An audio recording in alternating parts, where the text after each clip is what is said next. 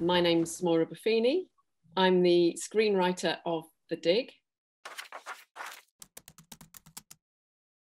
I wanted to talk about this scene for two reasons. One of which is that it's a scene that's very, very different in the original book. This is the scene where the plane is about, it comes flying down over the characters as they're looking at the boat. In the book, this happens at Edith's garden party, and it happens to kind of comic effect. I thought, if you're going to ask for a plane to come hurtling out of the sky, that's a very expensive thing to ask for, and it has to be used for really, really good effect. So what I've used the plane doesn't crash in the original book, but it does here. Robert?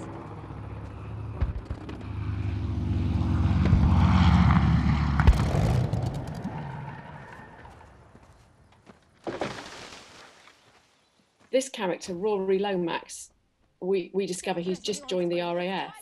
And we know kind of what happens to guys who join the RAF in 1939 in Britain.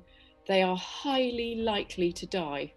When he runs down and sees that the plane has crashed into the river, what he's looking at is effectively his own mortality. It's also a scene of action. It's not a scene of dialogue. And just because writers also write the scenes of action, we are actually the first person who visualizes them, you know, before the storyboard artist, before the director, before everybody else, before the cinematographer and VFX. The writer visualizes this, and it's that moment of Rory just seeing the pilot's face that seems to me, this is a story about people on the cusp of a war. And it's a way, really, for the first time in the whole film, of centering this character.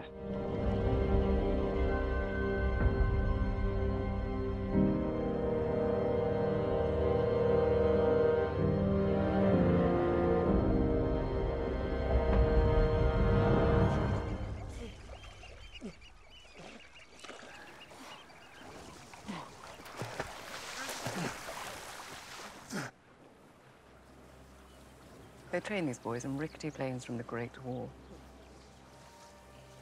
My husband always said, if you want your son to die, then let him join the Air Force.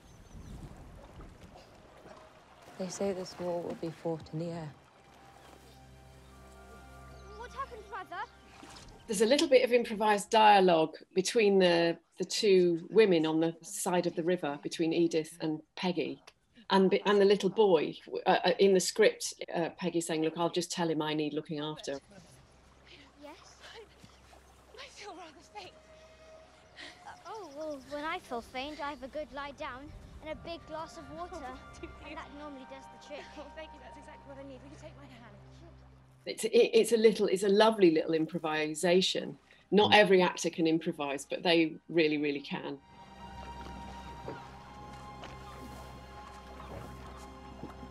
This begins to show the effect that this incident has on everybody. These links between death and life, the past and present.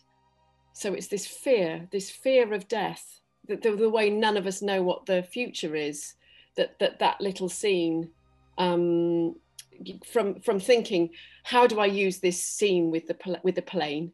What it really does is it tips all of the action in the film into the final act. There's a real dead young man, and it just sort of seems to raise the stakes for everyone.